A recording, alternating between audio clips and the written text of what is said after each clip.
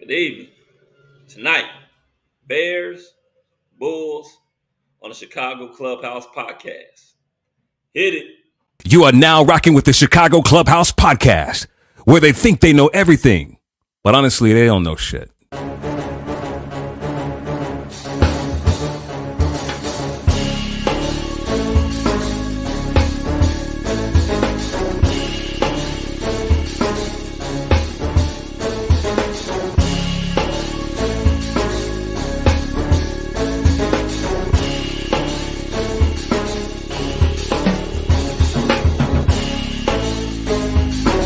These summer league games and they tell you about these new up and coming coaches. I think we should get rid of every motherfucking owner in Chicago. Enzo and Caruso, both when they are on the court, are like your defensive generals. But they need to get that strong safety who's not scared to hit somebody.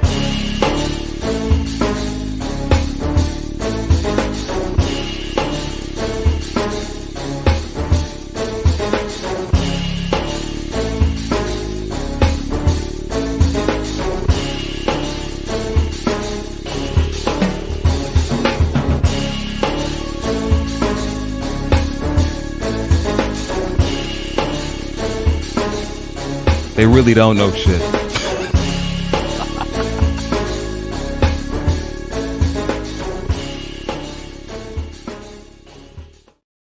Good evening, everyone.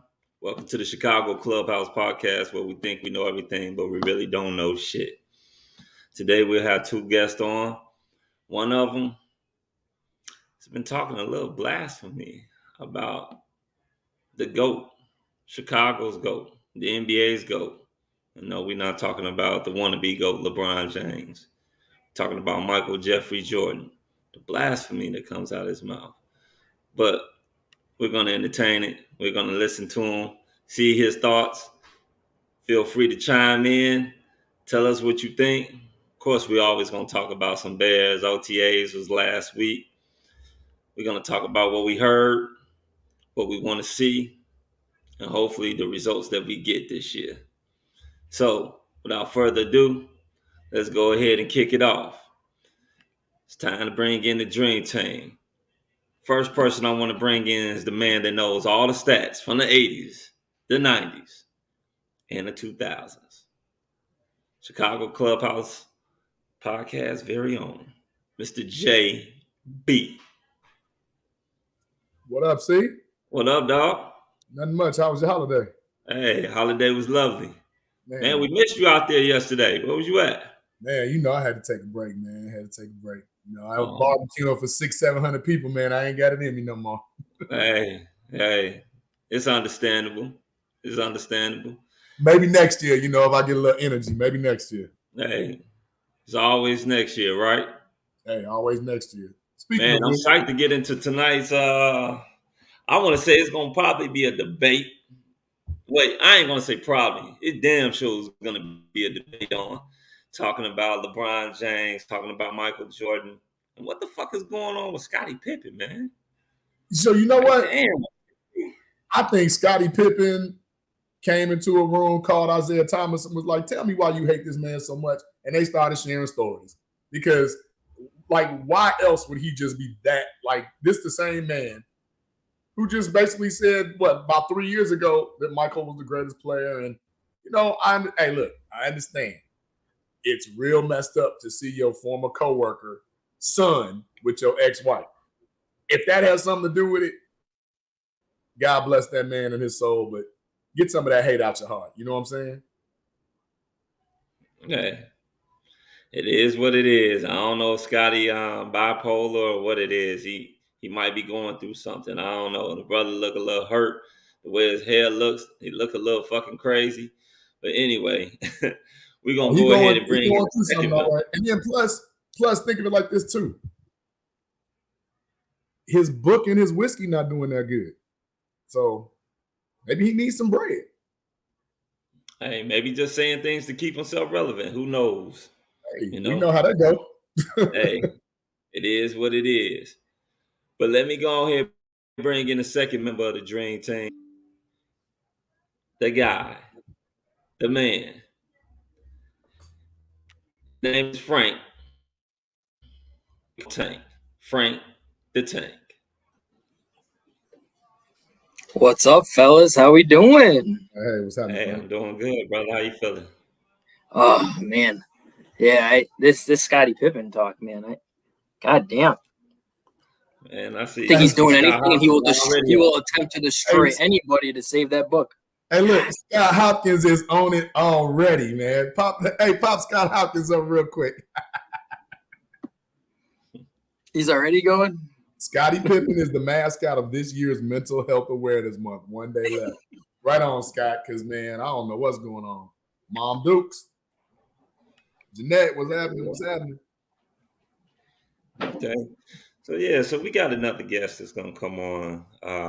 This guy is new to the podcast. You know, man, matter of fact, let's just go and bring him in. Our man Haize. We got CEO Haize. He is the founder of the Bulls Central podcast and the CHIBears Central podcast.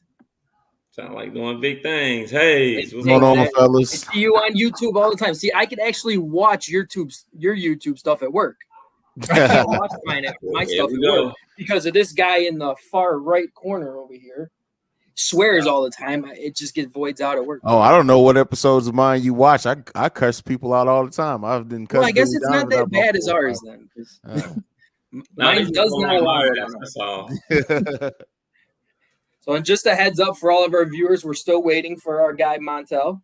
He's running into a little bit of computer issues, so we'll get to him as soon as we can. So, I mean, for starters, hey, CEO Haize, I mean, you're new to the podcast, man. Tell us a little bit about yourself, how you got started and everything.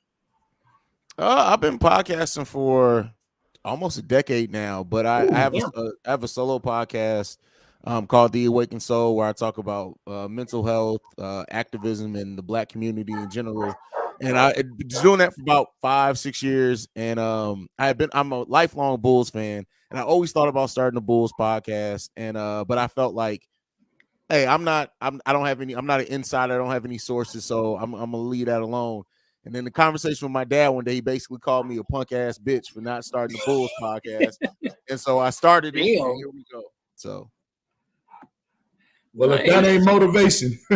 Yeah, and I mean, you actually played like a perfect segue right there with the mental awareness or the mental health awareness type thing. What is up with Scottie Pippen, man? Like, what is his deal?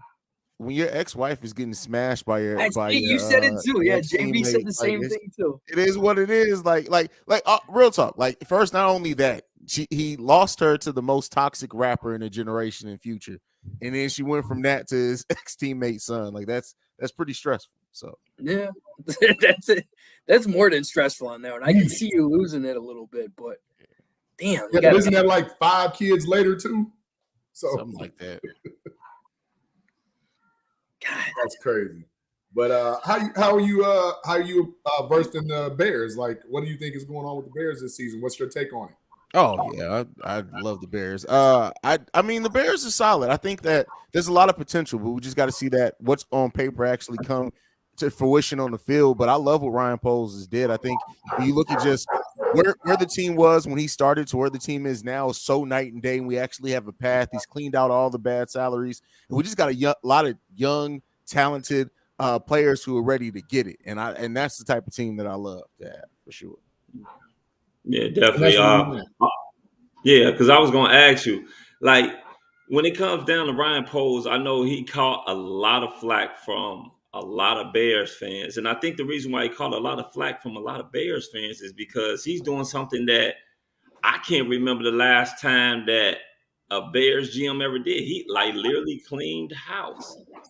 And I don't think that we're used to that. I think we're used to, like, plugging and playing. You know, we may get rid of a few guys here and there, but he completely just rebuild this squad.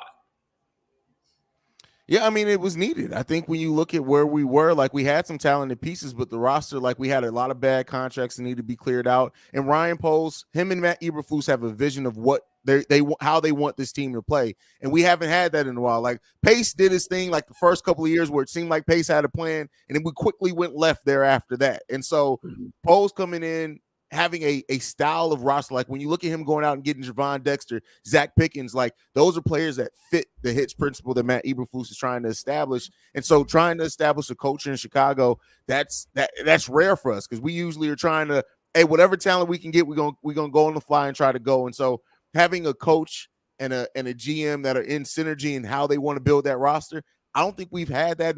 I'm 36 years old. My 36 years on this planet, we haven't had that. And trying to build up the team to where we are solid on offense and defense, we've never done that. Our defense has always carried our offense or vice versa. So I think for Bears fans, it was a little shocking and it felt a little foreign with how they're going to go about it. But I tell you what, I think people are going to, any pessimistic Bears fan is going to really understand what it's about halfway through this season for sure. For sure. Yeah. Let me ask you this, Haize, because you touched on a point with the new blood, the new breed, so to speak, right? Are you worried at all that we really don't have any veteran leadership, especially on our coaching staff? Because now, not only do we have players now, but now we have to have a coach prove that he can, mold these players and get them into the right position to have to be successful. I'm not worried about it because the character of the guys that they brought in, right, is that Poles looks at character fit as much as on the field fit. And because of that, I think when you look at Jaquan Brisker, a quality guy who's going to be the leader of that defense, they did bring in Tremaine Edmonds, who, yes, is still young at 26 years old, but he's been in the league 6 years, right? He's been dominant for 6 years too. Bringing in Walker, another veteran who, it's not a star level player, but he knows how to go out and get it done. So I think we have veteran leadership. I just don't think it's not superstar level veteran leadership, but I like the makeup of the guys that we have on the roster. Yeah. What you think about? I think he's gone and drafted a lot of guys that and brought in a lot of guys where I think versatility is one thing that he's really, really, really aiming for. Because when you look at like a guy like Walker, he can go to the edge. He can also play the DT position from time to time. You got guys like Tremaine Edmonds, who when he was at Virginia Tech, he was one of the best rushing the passer linebackers. But now you see in the NFL, he's one of the best cover linebackers in the NFL. If I'm not mistaken, I think, what is it? PFF had him like number one. He was number one, and TJ Edwards was number 6. Yeah, see, I think it's all about the versatility, even with him drafting like a guy like Kyler Gordon that he drafted. Brought in Kyler Gordon. He was playing mainly the outside when he was at Washington. And now they're going to move them into the slot, having them playing the slot corner. So, yeah, I mean, I think it's smart. I think you've built a lot of pieces that, depending on how you make your roster up, they can play one role or a different role, depending on how the roster may change over time. And that's that versatility that he built in. Even when the players that you mentioned, for sure. And then you look at Noah Sewell as well. Like, he can possibly move to the edge. He can play middle, outside linebacker at some point for us. Look at Javon Dexter, Zach Pickens. They've both been played as the 1 tech and the 3 tech in practice so far. So that versatility on the roster is a big thing. And also on the offensive side, let's not overlook the fact that Chase Claypool and DJ Moore have been used in the running games in their prior teams before. You add to that having possible, we can do a lineup where you have Justin Fields, Khalil Herbert, and they may even slot Roschon Johnson as the fullback in some specialty lineups. We got that versatility that's just going to be crazy. We just got to see it all come together. Yeah. And I see that versatility, which is good, but that's why I asked you that question earlier, because now I think a lot of pressure, the hot seat, Allen Williams is going to receive a little bit of pressure because now you got these, this new defense that's probably slated to be pretty good. And Getsy, you got to prove now. You can't say Justin doesn't have weapons. You can't say Justin on paper doesn't have a line. Yeah. Getsy got to prove he can make the right calls. Yeah, I mean, we saw a little bit of it from Getsy last season. Like, Getsy would have these amazing opening drives where you're just like, hey, this offense is going to be fluid, it's going to be crazy. And then we played it safe the rest of the game. I think now with having the weapons, and I've been saying over on CHIBears Central, my other show, like, we got to hold Luke Getsy as accountable as we're looking at growth for Justin Fields. We got to see that equal growth from Luke Getsy as well. Absolutely. I want to see him call games for Justin like he did the one game for Trevor Siemian. Notice, if you really watch, it was very different. Yeah. I think that's because he didn't care if Trevor Siemian got sacked. So it was like, hey, let's go ahead and get creative. So he was expendable. Yeah. I mean, that was and I know people don't like to say it, but I will. That was to solidify the tank right there, because It all worked out. In Lovey, we trust. Love you, we trust. Tell me what you think about Justin Fields. What do you think? What's his ceiling, and what do you expect from him this year with the new weapons that Brian Poles have gone and acquired for him this year? So I have a bit of a different outlook. So you guys may not know, I live in Columbus, Ohio. So I've seen Justin Fields play probably a good 30 games. And I know that Justin Fields has an arm. I think that it comes to the fact that he needs time, especially as a young quarterback that's really still learning how to read NFL defenses. He needs that time. Yeah, he did hold on to the ball a little bit too much as well at times, so it wasn't all on the offensive line. But I think once you get him to let go of that muscle memory that you saw him build over last season, like there were times where he tried to stay in the pocket and make plays and he got put on his ass for it. And then eventually he realized, no, my best bet to not end up on my butt is to run. So the moment that a play looks like it's breaking down, I'm taking off. So it's going to take some time for him to build that muscle memory and have faith in that offensive line. And then he's going to start getting quicker on making those decisions. But I've seen it all from Justin Fields. Justin Fields can be a really good quarterback. I don't have any doubts. It's just that he needs that time and he needs that development to be able to read those progressions at the NFL level, because it's very different from what you see in college.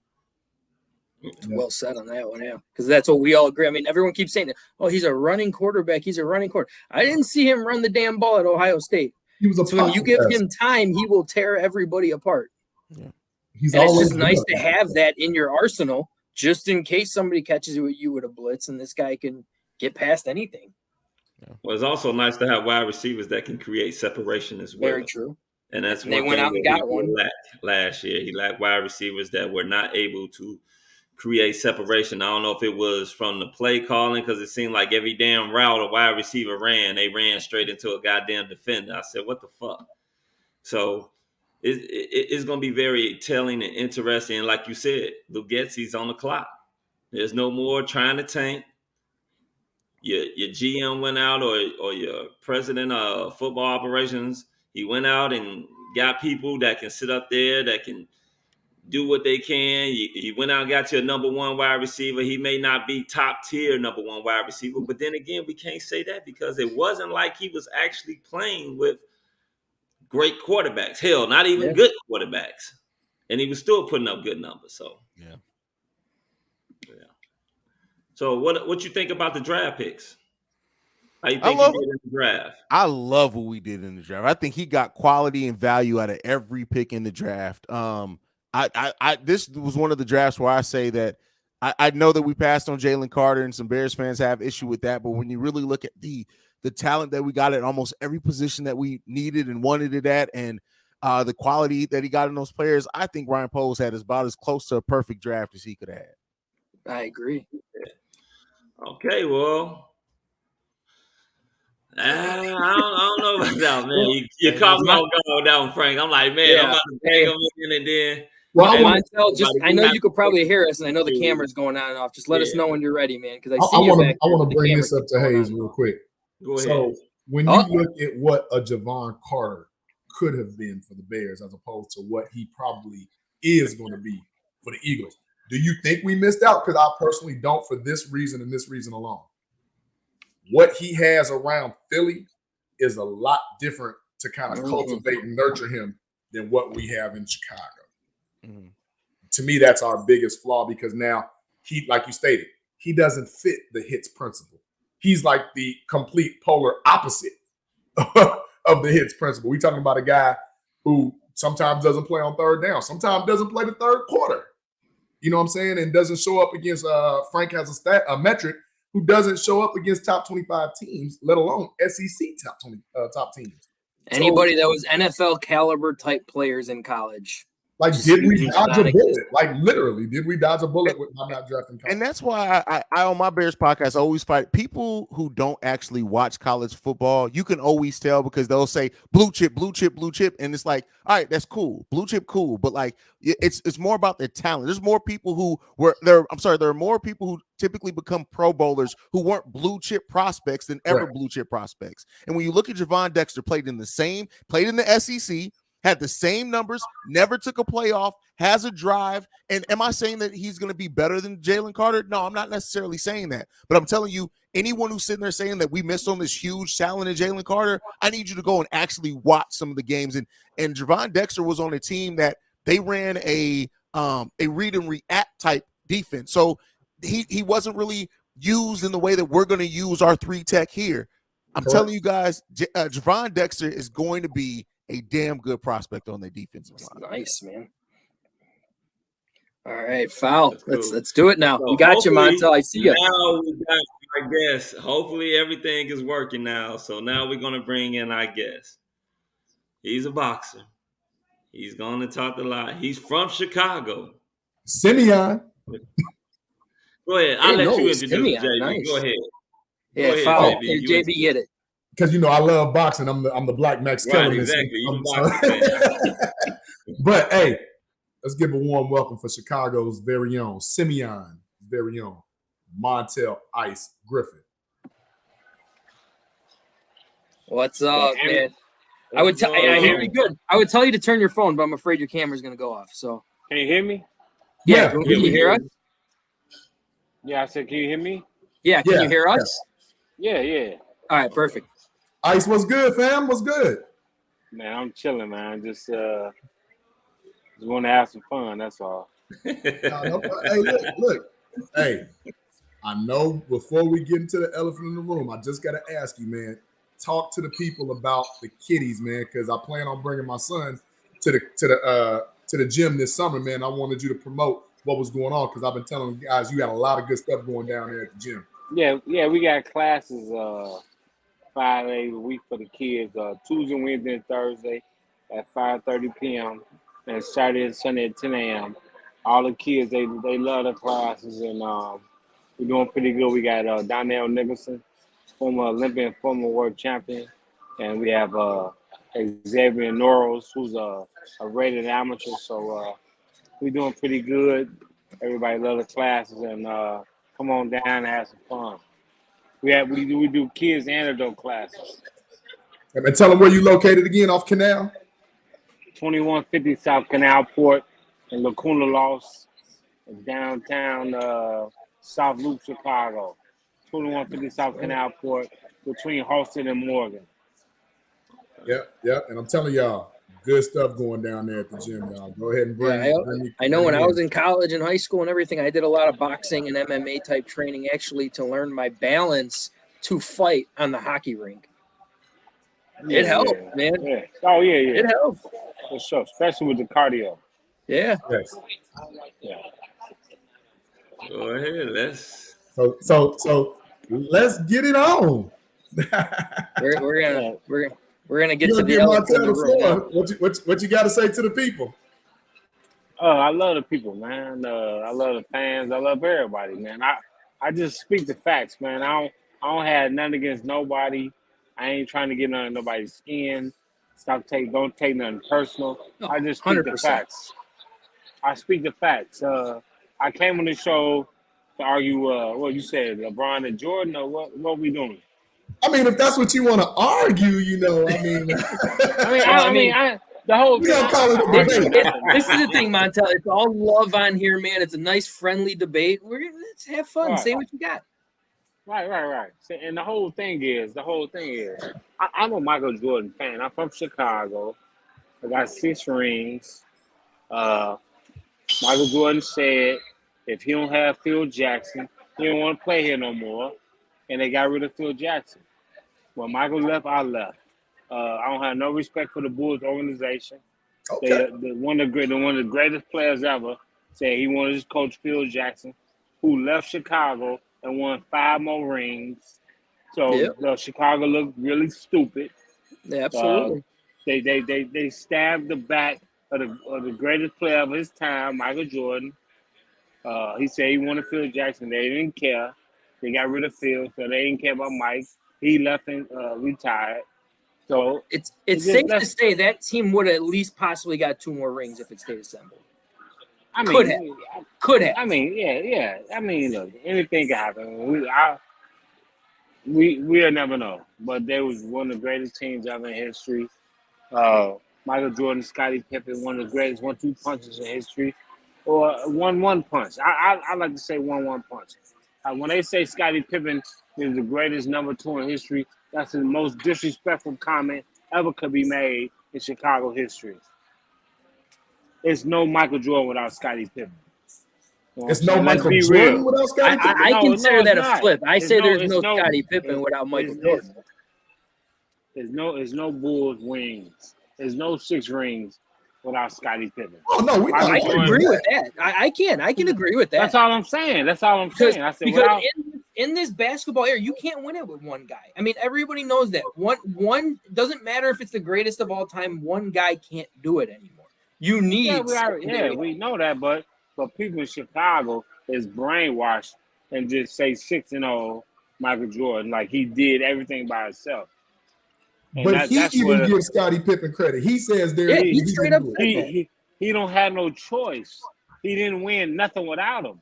He did nothing without Scottie Pippen. So nothing. He never got in the second. Nothing. What do you mean? He never got in the second. He never went to the second round of NBA basketball without Scottie Pippen. This is true. Of which. That's all I'm just speaking facts. Right, but we can't say he was nothing. What do you do? What do you do without Scottie Pippen? Show me something that Michael Jordan won or did without Scottie Pippen. Rookie of the year. What? He still averaged 29 points a game. He still averaged 29 points a game. You asked me, give me something he did without Scottie Pippen. That's nothing. Rookie of the year, that's nothing. That's nothing. Everybody won Rookie of the Year who never made it. You're not wrong there. Some really crappy players have won Rookie of the Year. Yeah, that means nothing. Okay, what about scoring titles? He's 5th in scoring. So what does scoring title mean? Individual he's scoring because of a longevity. Didn't he win 3 and 4 before Scottie? So wait a minute. So you gonna knock a man who could play 20 years because Michael Jordan can't? No, I'm not knocking him, but I look at perspective. It's Kareem and LeBron's fault that Michael Jordan could play 20 years. Absolutely not. But where was all this? He's 5th in scoring. 10 scoring titles don't mean nothing. He's 5th in scoring. Okay. Nothing. But I'd rather have individual scoring titles than 20 plus years of all. Let me ask you this. No, was Karl Malone considered the greatest when he was number 2? Well, people are brainwashed because of Michael Jordan. I said people are brainwashed because of Michael Jordan. But I think I'm going to break some down for y'all right now. Go ahead. No. Let me break it down for you right now. Kareem Abdul-Jabbar points to Michael Jordan. Most in Michael Jordan. See, God knew he was about to start tripping, so he went ahead and put him down. That's divine intervention. Montell, man. I don't know what is that. We'll get him back. We'll get him back. Yeah, I know his motor was cutting out before too. So yeah, just let me know when he. Yeah, when he get back in, I'll just bring him right back in. But let's try to touch on. But see, and that's why I said there's this just alternative line of thinking that some people, even our own, go through. Okay, we're talking about a man that played, call it 15 years, whatever.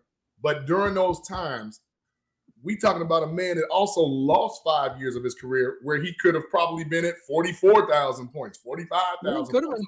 He's one of only two we got him back. 3,000 points in a season. Phone get cut off there? Everything just cut off.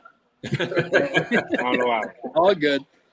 But what I was saying to you, Montell, was we just kind of feel like you shortchange your mic, man. That's what you got. No, I'm not. I'm giving you facts. I'm giving you facts, man. No, what facts are you giving? So, listen, man. Michael, you can't say Michael Jordan's name without saying Scottie Pippen. You can't. He did nothing without Scottie Pippen. Kareem Abdul-Jabbar, who was the greatest high school, college, and NBA player in history. Bill Russell has 11 rings. Tim Duncan, who's the greatest power forward ever, and LeBron James, are the only 4 players that don't have a teammate with the same amount of rings. That means That's because something. LeBron James jumped ship 4 separate times, though. Yeah, but he won. He won with everybody. Let me tell you this, though. Michael Jordan never did nothing without Scottie Pippen. Nothing. Yeah. That's because I'm Michael not Jordan gonna say nothing. Scottie Pippen. I'm not going to say nothing, but he didn't get the titles. He didn't get the titles without Scottie. He needed the help. Everybody needs help. But if we're gonna compare that to say LeBron James, would LeBron James have won any titles without Dwayne Wade and Chris Bosh and Ray Allen in Miami? No, he wouldn't have. No. Would he have won a title in Cleveland? Would he have won a title in Cleveland without Kevin Love or Kyrie Irving? No, he wouldn't have. You can't say that because he won. But you can't say Michael would have never won without Scottie. He never won anything without them. No, he played 5 years without Scottie. No, I'm talking about LeBron James. He didn't win. No, Michael didn't play 5 years without Scottie. Chris Bosh. Yes, he did. 84 years. It was 3 or 4 years. I know basketball. From 84 to 86, Michael Jordan played without Scottie Pippen. And the 2 years at the Washington Wizards, he played without Scottie Pippen. That's 5 years. We not about to count the first round. Oh, you counting the Washington? Okay. So we count. Okay, I wasn't counting the Washington. I wasn't counting the Wizards. But what did Scottie do without Michael? He went to the Western Conference Finals. Oh yeah, that's right. 1 year with a stacked team with Phil Jackson. Yeah, but Michael Jordan had been out the second round. They didn't go because of Scottie Pippen. That's for sure. Scottie Pippen was the fourth best player on that team. You forget that team had Rasheed Wallace, Damon Stoudemire, Steve Smith. Scottie was an afterthought, averaging about 13, 14 points a game. 13.7. I looked it up. 13.7 points a game. I don't need to look it up. I know it by heart. No, Scottie was not that dude. No. Was it official? Is it official basketball? Yes, that's official. Okay, thank you. He went to the Western Conference Finals without Michael Jordan. Michael Jordan never been out the first round. Did he lead them to the Western Conference Finals? Or he I know you keep wanting to say something. Go, man. I'm just listening because this Jordan has that's like saying that Steve Kerr, because he got a couple of rings with the Spurs sitting on the back end of the bench. No, it don't. Michael Jordan has never got the first round without Scottie Pippen. Okay, that's cool and all, but they played 5. No. It's all facts. Who did play with 3 years? Are you just? That's why. Okay, so let's say that. Let's say, hold on. Let's go back, Montell. You said, okay, we'll give you the fact Michael Jordan didn't make it past the first round until he got Scottie Pippen. He didn't do nothing. Was Scottie Pippen the reason Michael finally made it to the first round? Because I got stats to show that he wasn't part of it.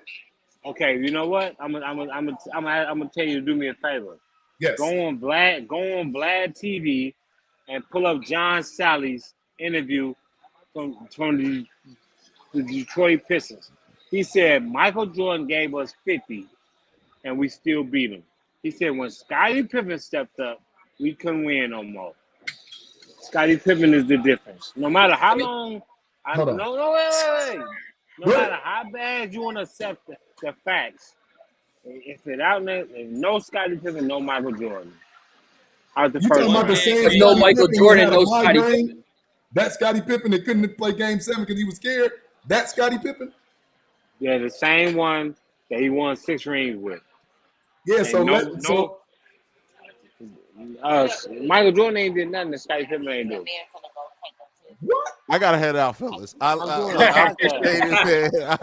y'all. Hey, you take care. We'll keep in touch. Let me know when y'all need me back, man. Yeah, we'll keep in touch. You take care. The truth hurts. Hey, Frank, pull up some of them stats to show what Michael did against Scottie. The truth hurts. Some of them stats. Truth hurts. Uh-oh. If there's one thing I'm going to give huge credit for Scottie Pippen is his two-way play. He's a great defender, a good secondary scorer. So that's all I got. There's another stat, not this one. There's another one that shows something even more telling in the finals. You got bopped out again? Yeah. Because a lot of people don't realize this. In the playoffs, Michael Jordan actually averaged more steals, blocks, and assists than Scottie Pippen did. All Scottie Pippen did was have more rebounds, and it wasn't by that many. Did you say you sent that one to me as well? I believe I did. Let me see. Well, you guys keep talking. Let me see if I can find it. Let's not make it seem like Scottie Pippen wasn't a big help. No, I mean nothing against Scottie Pippen. He was the number 2.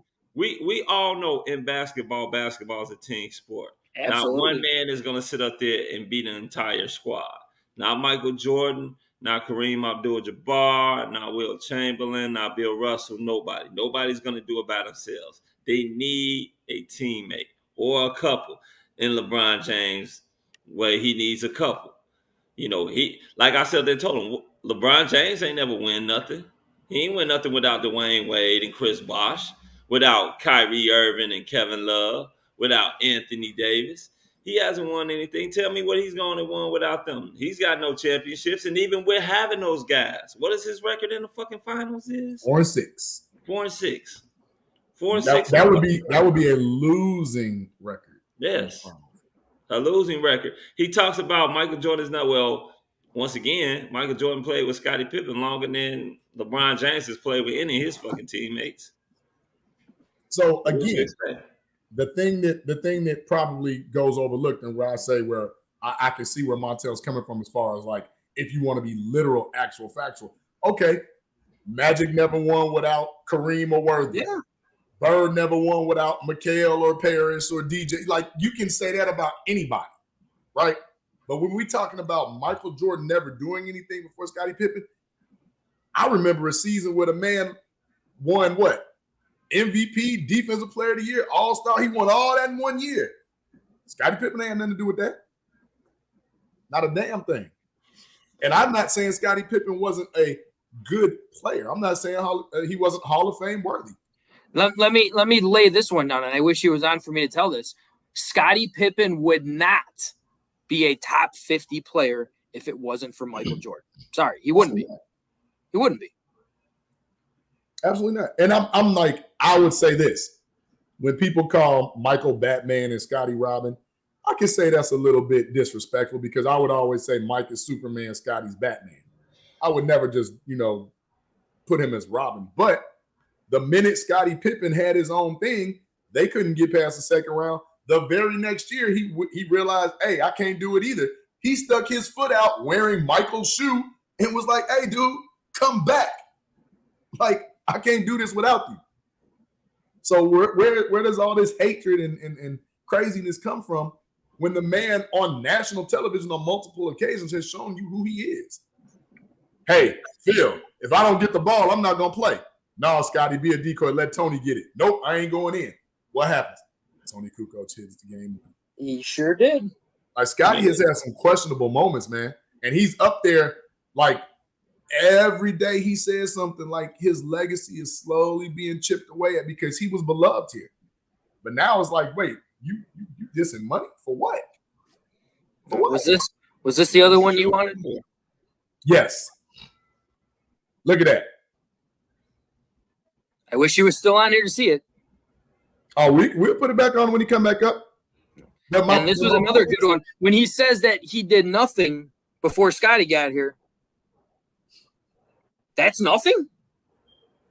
That's the series I'm talking about. He still lost that game because he had no team around him. But guess what? They put a team around him, and one of those big key team players was Scottie Pippen.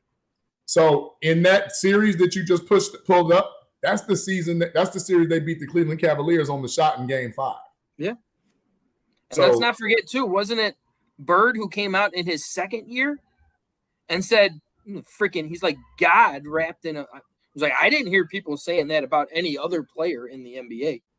And you won't. And the so-called king, let's talk about this beloved king real quick.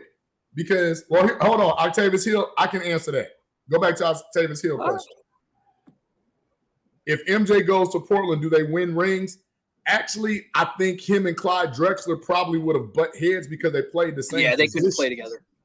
So it was kind of like it didn't make any sense for him to go, to Portland. Now, I'll tell you something else that I want people to really understand. In this GOAT comparison that goes very, very, very, very misguided. Amber! Hey, Amber. Here's the thing. Listen to you too, Amber. Good to see you. Here's the thing that people forget. LeBron James, as talented as he is also one of the most insecure, fragile individuals on the basketball court I've ever seen in my life. The boy has no true grit. I won't say no heart, but no true grit. Because anytime somebody goes upside your head and you like, ref, like all he do is cry. And to me, that tarnishes a man's legacy that's supposed to be the self-proclaimed GOAT. Something else.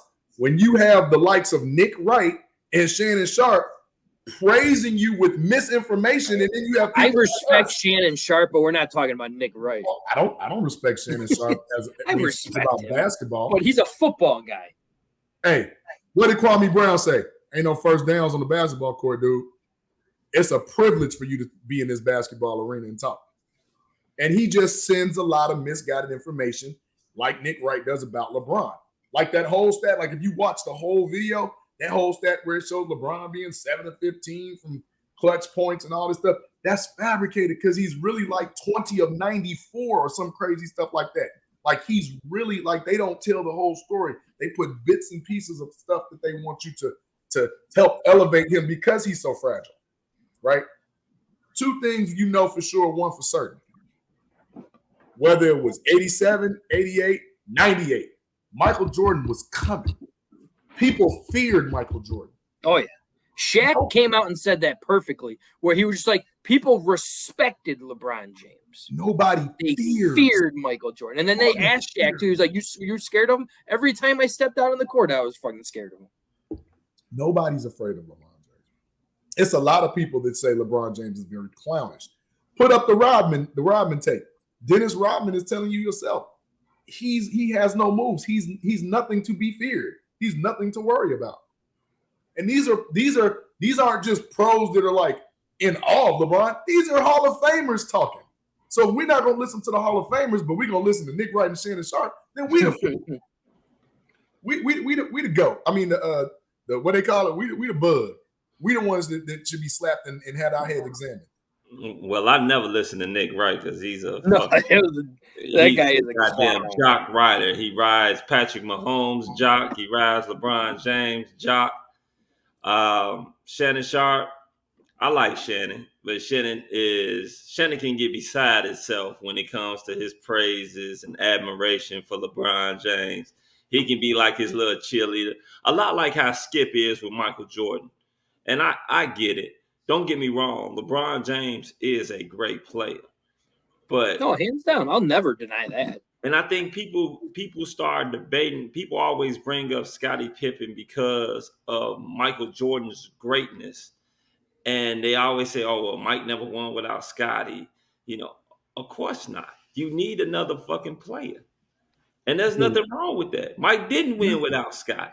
That's cool, but Mike only had Scottie, for real, when you come to think about it. You look at LeBron James, Kyrie Irving, Kevin Love, Anthony Davis, Dwayne Wade, Chris Bosh, Ray Allen. You know, Russell Westbrook, as much as he didn't fit with him. Yeah, even Russell Westbrook. You come to think about it. This guy, at the end of his career, has probably gone and played with about 6 Hall of Famers.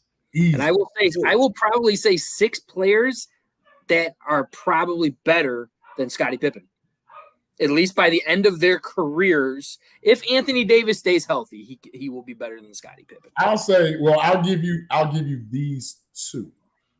I will say that Anthony Davis probably, just numbers wise, we know is a thing, but he probably Dwayne Wade too. Different positions. Well, I'm gonna push back a little bit. Actually, I'm gonna push back a little bit on Dwayne Wade right now, because to me, Dwayne Wade was already great because he brought Miami a championship before LeBron James even got there. Yeah, it's true. So I'm going to go ahead and say LeBron James really needed Dwayne Wade more than anything to learn how to win. And Pat Riley. He needed Pat Riley and Dwayne Wade. I'm saying to learn how to win. So I'm going to take Dwayne Wade out of the Scottie Pippen comparison because he actually did it semi on his own. You know what I mean? Yeah. But then I look at some of the people that Michael was surrounded with, like everybody knows it's easy. Mike Scottie. Then the second championship, everybody knows Mike, Scotty, Dennis, Tony, Kukoc, whatever. But then look at them other teams. You wanted Mike to win with Brad Sellers, Dennis, right? I know, right?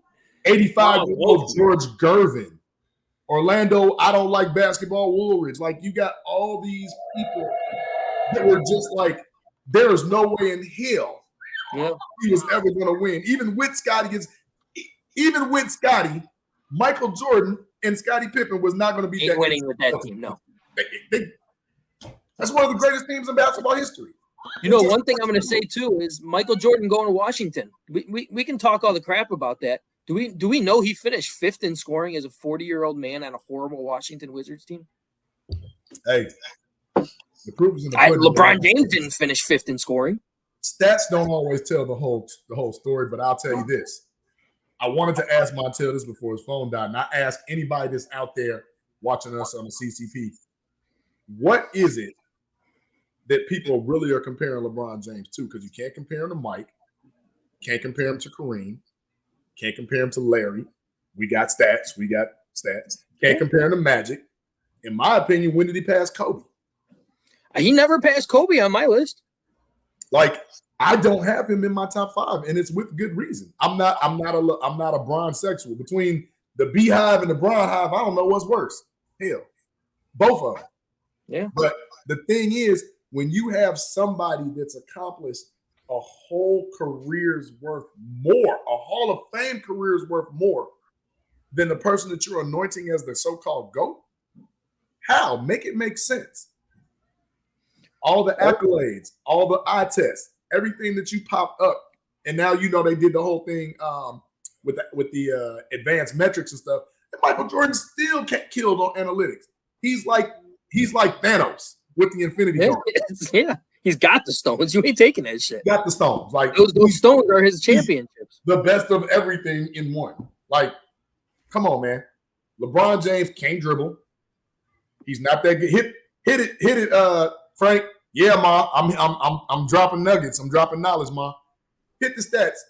LeBron James can't even shoot past 3 feet. Oh, look at that. Shots outside of 3 feet. And LeBron James. You want to know something? When I saw that, I looked that up with Jordan. You know what his stats were? Got to be close to 45, 50. Regular season was 48. The playoffs were 49. See? That's not even close. Not even close. So we talking about somebody that you all are anointing, saying he's the greatest scorer, when all he do is play bully ball. He has no moves. Dennis Rodman said it. He has no moves. And one thing I wanted to find too, but I couldn't find it in time, was Michael Jordan. I'm trying to remember the exact thing, but Michael Jordan is the only player in NBA history who won a scoring title and still finished on the number 1 defensive team. He did that, I want to say, like 4 or 5 times. He's done that 3 times. Yeah, he's like 3 times in his NBA career. Nobody's ever done it once. Super overpowered. That's ridiculous. Like, what up, Spectre? Spectre, what's happening? All hail the king. You full of it. You alive. All hail to the all hail the queen. Matter of fact, Princess James. What time we looking at? Man, we ain't even into an hour. We getting in good. But this here, anybody want to debate? This here is the GOAT. Period. We will gladly have a debate this on whoever. That's toilet paper. I wipe my ass with that shit. Wow. Is this like a replica of Terrence and Eddie Jackson? You know, he's not even worth burning. You know, he's not even worth burning. Right? He's not even worth it. Just go put it in the bathroom in case you run out of room. He won't even burn. He can't even burn right. He can't even burn. He can never catch fire. Ooh, in the house. In the house, Terrence, you're gonna set a fire in the middle of a live broadcast, man. Hey, it's all right. Well, you get the idea. Yeah. I mean, one thing, like I said, you can't deny the man's greatness, and I don't think no one ever has. I think I think people compare him and Michael Jordan so much because they were probably the best players in their eras, which is completely fine, but it's always going to be a debate who's the GOAT. LeBron, one thing about LeBron calls himself the GOAT. That's where I was going to go to next. Yeah, he going to call himself the GOAT. What was that on his barbershop talk or what it was? Yeah. This was before Scottie Pippen had his, crazy mental illusion thing that he's going through right now. But he came out and straight out said that if you have to literally clarify to everybody that you are the greatest of all time, that pushes you away from being the greatest of all time. Because Michael Jordan never in his entire career said he is the greatest of all time. He said it was disrespectful to actually, when there were greats before him that he was never able to play against, he can't compare himself to those people. That's what a great, that's what a GOAT says. Not somebody who comes out and says I'm the greatest when you need to make sure you reassure people. When I won that one for Cleveland, I think that made me the GOAT right there. Not the year before when he got knocked out to the Dallas Mavericks, where he averaged, 14 points a game? I don't think Michael Jordan's ever averaged 14 points a game in a playoff series. Hell no, he hasn't. I don't think he's ever done it. And like I told you, this is the most will you please like me guy I've ever seen. Like he has just that hooks, but he don't have it. And that makes people hate him more. People don't realize it. That makes more people hate him when you do stuff like that. Well, one thing that I said, I watched that series when the Lakers played Denver. And one thing that I was telling people, I said, you look at that Denver squad, there's not a player on that Denver squad that's buddy with LeBron James. Not one. Yeah, when you look around the league and you look around some of the series that LeBron James played, he's going to got guys that he's buddy with, that he's going to kick it with. Not on that Denver squad. They really didn't give a fuck about LeBron James. Especially KCP. Yeah. Well, I mean, especially other than that one quarter, all he was doing was hiding in the corner. Yeah. Waiting for him to, feel better. But that's how they skew the narrative. They'll go out and be like, oh man, LeBron James went out with a bang, scored 40 points in the last game. He tried to will his team to victory. He scored 31 of them points in the first half. He ran out of gas. Father Time tapped him on the shoulder. He was one for what, 9 the remainder of the game? Father Time tapped him on the shoulder and was like, buddy, come on, sit it down. This ain't for you no more. His secret steroids, whatever, then ran out. I knew when he had that 31 points in the first quarter and they were up by 5 points only. I knew that they were going to lose that game. I was like, you guys are done. There's no shot because you're not going to be ready in the second half, especially the fourth. No true point guard wants to play with him. All right. Dark Spec to open an elephant in the room right here because I actually want to address some shit about this.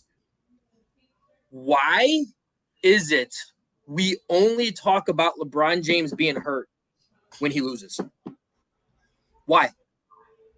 Does anybody say LeBron James was hurt when he won? Nope. When he lost with the Miami Heat, I believe it was an ankle. When he lost to the Dallas Mavericks, it was an index finger.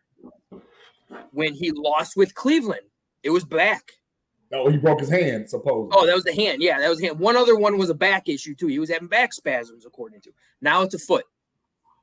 Why can't anybody just say, hey, dude, you lost. Better luck next year. Why do you always got to defend him and say he was hurt? I never heard Michael Jordan say that he was freaking hurt. Hey, Frank. Never heard LeBron James. Look at all the injuries Kobe Bryant went through. He never once said that he was hurt. I literally remember seeing him pop his finger back into play and then him going right back on the court in 2 seconds. And Tim Duncan goes like, you all right? He's like, yeah, I'm good. Look, LeBron James would have been out 6 to 8 weeks. Well, the thing about LeBron James is this. LeBron James is the type of guy he's going to come. Either he does it or the media does it. I'll agree with you on this. They come out with some type of excuse about him. That's the reason why people don't like LeBron James. To be honest with you. I'm not saying it's all on LeBron because the media does this shit too. Touch on that point he just made right there. If he was injured, sit out. So time out. Wasn't LeBron James sitting out injured before the Lakers made all them trades, and then they started winning, and now miraculously his foot is okay. He can play on it because when he sat out, the Lakers were not in the playoffs. They weren't even in the play-in. They were like the 11th seed. Then they won like 7 out of their next 2. They got to rolling, and he was like, "Oh, we got something brewing here. Hold on. Schedule a little weak, a little soft towards the end. Oh, I ain't that hurt. And we supposed to give him accolades and adulation and praise for that? No. Don't miss me with that. Hey, I'm not.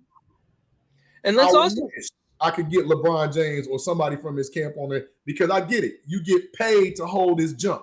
I get it. 100%. I get it. And y'all do a masterful job of it clearly because you got half of a small population of NBA people. Like you got them puzzled. Like, wait a minute. Am I watching greatness unfold before my eyes? No, you watching smoke and mirrors before your eyes.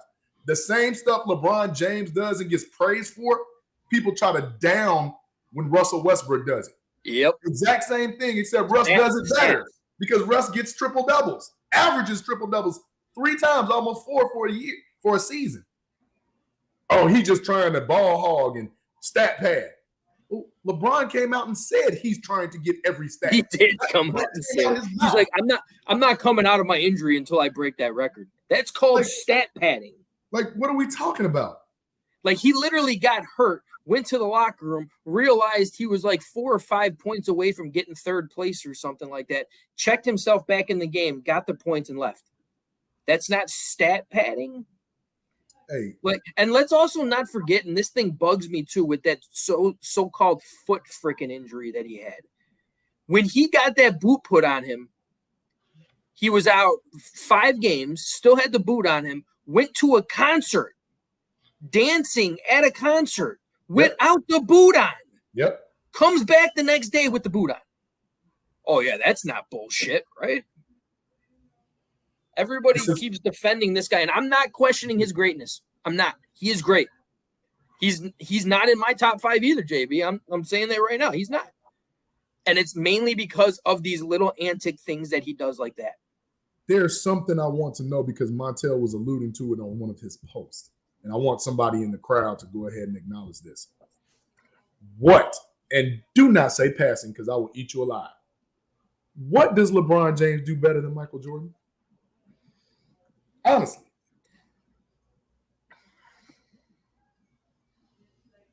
You let me know when you want me to put him up. I got something. Go ahead, because I'm just waiting for somebody. Flop.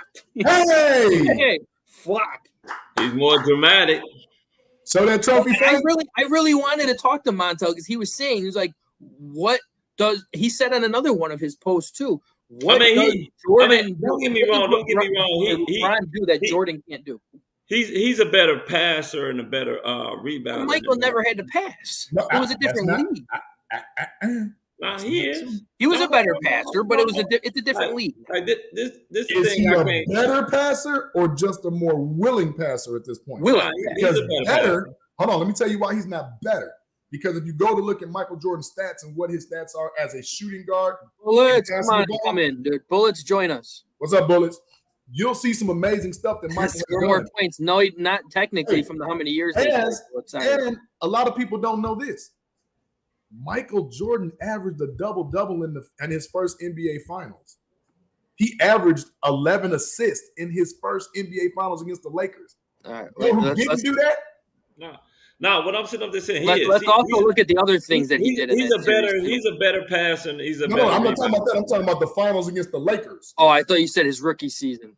I thought you what you said. My bad. No, he ain't got no. Sorry, Octavius. He does not have a higher IQ. I'm sorry. Oh, there's no shot in IQ. He has a higher BS.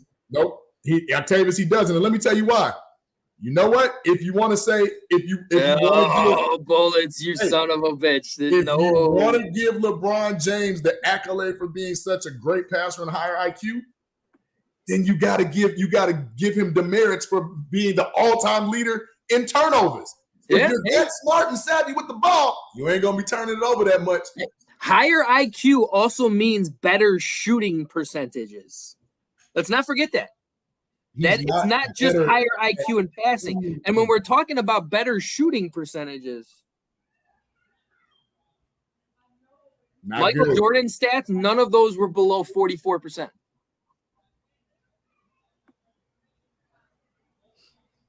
That's perfectly said right there. Longevity, he'll have that. But it's all because he doesn't play defense. You could last longer in an actual NBA season where you don't take any physical pain because you can't touch people. Well, the rules change has a lot to do with it too. But when you just watch, when you just watch basketball and you sit and you see some of that, and highlights are misleading. Like everybody knows that highlights are misleading. Yeah, Jalen Carter has great highlights too. But when you watch a game and you watch some of the dumb stuff LeBron does, and then he blames it on other people. Like I saw him get drove on, and he kicks his leg out, and then looks at the I think it was what's my man name, number 28, Hachimura, like, man, why you didn't stop him? Hachimura looking like, dude, you let him go. Like the stuff like that, like he's a very good player. He's an all-time great. But he's very clownish too. Yeah. Very clownish. All right, Octavius, I agree with you on that one. It's not all about shooting, but it's about taking the right shots. LeBron James takes dumb shots. I don't care what people say. He takes dumb shots. But he also turns the ball over way more than LeBron James. That's basketball IQ as well, guys. A lot of players, the thing is, a lot of players take dumb shots. There's not a score there's not a player that's not a high scorer that doesn't take dumb shots. Like I said, LeBron James, he's a better rebounder, better passer than Michael Jordan. He's not a better he's big. defender. He's bigger and he plays at a position. Now, wait a minute. Now, Chris, what if I told you in that same video where I got that screenshot from? In context, Michael Jordan is third all-time rebounding for shooting guard. LeBron James is like 17th for small forwards. So let's not make it just seem like he's just flat out better at everything when it comes to the actual statistics. Because when you break down and you got to break it down by your position. The thing is, look at the context. Look. Let me give you a good example. Let me give you a good example. You're breaking up like crazy, Foul, by the way. Is Brook Lopez a better rebounder than Jason Kidd? No, not even close. If you're guarding by position, no. But you look at the numbers, it's like 6.7 to 6.4. But clearly they show Jason Kidd is a better rebounder as a guard than Brook Lopez is as a center. You have to see, that's what I'm saying. Part of the eye test is not what the media is trying to get you to understand or sway you to listen to. Actually look at the stats. Break down. Listen to somebody with unbiased opinions that actually know ball. And again, I'm not saying like before we even get to Michael Jordan, hey Frank, hit them Larry Bird stats. Hit them Larry Bird stats. You got Larry Bird stats on here? My Beantown people. Wait, you got Larry Bird stats on here? I'm gonna. Yeah, I sent them to you. God, you're gonna make me put up another one? God, yeah, I said, come on, man. I told you I had heat. I was ready for you Montell. sent me like 30 of them. I wasn't gonna put up 30 we was going 12 rounds, baby. Me and Montell was gonna get into it. Yeah, I don't know if Montell's phone died or if he just. Hey, we was gonna get into it. Keep talking. I'll find the Larry Bird one. No, you good now. It looked like this, Frank. All right. A white guy and a black guy. Got it. Nah. A white guy and a black guy going to a bar. No, I'm just saying, in my unbiased opinion, LeBron James is a better rebounder and he's a better passer than Michael Jordan. Michael Jordan's a better scorer. He's a better dribbler. I will give that. He's a better defender. Michael, to me, has a higher IQ. You know, shit. I mean, the man gone and won a damn Defensive Player of the Year. LeBron James still ain't won that. Matter of fact, you could probably count on two hands how many guards have won Defensive Player of the Years in NBA history. You want to know another cool stat that LeBron James just got too? He is the first person in NBA history to get swept in get swept on 3 different teams. But no, nobody want to talk about that.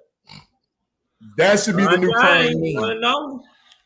That should be the new crying meme. That should be the new crying. But LeBron James has a crying meme, too. All right, here's your Larry Bird one. Please take a look at those stats, gentlemen. Take a good look at those stats. Larry Bird's on my top 5, by the way. Mine too. What do you see that's really just eye popping? Nothing, right? Larry Bird has no hair under his armpits. That's eye popping. Oh Lord. The point is, when did he pass Larry Bird? Hey. Look at the stats. Look at the career stats. He passed them all in points. That's it. And again, we've seen that points is not the end all be all, because I'm telling you, very few people consider Kareem Abdul-Jabbar the GOAT. Nobody. So why is Larry Bird over LeBron then, Bullets? Nobody considered Karl Malone the GOAT, and he was second. He was second all time. Nobody. So Bullets just said, talk about sweeping MJ in back-to-back years. In his first 2 years in the NBA. MJ fans too scared to touch that. No, we're not scared to touch that. He did. It happened. He was 0-6 in the playoffs against Larry Bird. But tell me, who did he have with him? Yeah, he had no team. I mean you talking about going against Bird, McHale, Parrish, Dennis Johnson. Will Walton, Dennis Johnson, Danny boy, Octavius. I like that. We'll get to him in a little bit, actually. Maybe to end off the show. Yeah, and Octavius got a real good. But Bullets, this is the thing. We're not afraid to talk about it because we know it happened. We know it happened. But the problem is, when you look at actual basketball, LeBron James had way more help. Yeah. Way more help in his career than Michael Jordan has ever had. And I'll tell you one thing, Bullets, what you're saying right here, how many chips does Kareem have if he didn't have Magic Johnson? Wait, so who's these others that you're talking about, Bullets? Who's the others? Because last time I checked, LeBron James ain't had no others. Well, you know one thing that I forgot who said it. I think it was actually Stephen A. Smith, as much as I hate the guy who said it, but he came out and said, he was like, when LeBron James won in Cleveland, when LeBron James won in Miami, was there ever a clear fact or clear statement that LeBron James was guaranteed your MVP of the finals? No, because you had Dwayne Wade, who had a great series. I'm about to say you had questions. Yeah, and going to Cleveland with Kyrie and Kevin Love, who had great times over there in Cleveland. You also got to look at it like this. And then Anthony Davis in LA, was it clear? There was not one time that you could say when Michael Jordan won those 6 chips that he was not the finals MVP. Well, I'll go a step further. LeBron James rookie year. He shouldn't have been rookie of the year. Carmelo Anthony should have been. He shouldn't have been. It should have been Carmelo. Carmelo team actually went to the fucking playoffs. LeBron James didn't. And they gave it to LeBron James. That just shows you that they've been prepping this guy to be the best player or to be the face of the league since he came in. Hey, Foul, go in your basketball time machine real quick. Denver made it and hadn't been to the playoffs in how long? Since Mutombo? Yeah, it's been a minute. But then if you look at LeBron, he didn't even go his first 2 years. See, people forget that. Like, he didn't just come in killing the league. Dude sat on the bench a couple of times and was like, no, this might not be for you, boy. It might not be. He wasn't this great player. Now, he did turn it on, and once he turned it on, he didn't look back, but then he had snags in the road, right? He had bumps. He had chinks in his armor. Once Mike got on top, he never turned back. Never turned back. And I don't want to hear that the Lakers was old, LeBron was. No, they wasn't, because they was all in the athletic prime between the ages of 28 and 30. LeBron would have never won that one with the Lakers if they didn't have the bubble that would have got everybody healthy before the playoffs started. I mean, that was the dream come true for Anthony Davis. It absolutely was. But a lot of the things is this. I give LeBron James more credit for taking that team with Larry Hughes and Drew Gooden and his Jonas O'Donnell. 100%. I give him 100% more credit for taking that team to the finals, because that team was almost as bad as that Philly team, you know. But Why not stay with it? Build with it. You didn't got to the mountaintop. Build. Go through the grind. No, you go get somebody that already won a championship and arguably one of the other top 5 players in the league. Yeah. Like, that's where I say I lose a lot of respect for what LeBron James has done. And I'm not saying that there weren't super teams and all that back in the day. A lot of super teams back in the day was either because somebody was drafted and they drafted those teams. Yeah. Somebody was a free agent and got picked up by those teams. Yeah. Nobody said, well, I'm leaving and I'm taking him and him and him with me. Like LeBron did. Nobody did that. No. And I don't understand. I mean, everyone in the chat, speak up on this too. With Bullets, Dark Spectre, please. How is you gotta go. How is it easier? Yeah, I gotta go. I would love to stay and talk about this some more. You're good, Fal. I gotta we'll get keep up going early tomorrow. But how? Yeah, go ahead, Fal. We'll send you the transcripts. We'll send them the transcripts. Yeah, we'll get it. Right. Hey, Frank, let's pay some bills real quick before we keep Let's going. pay it.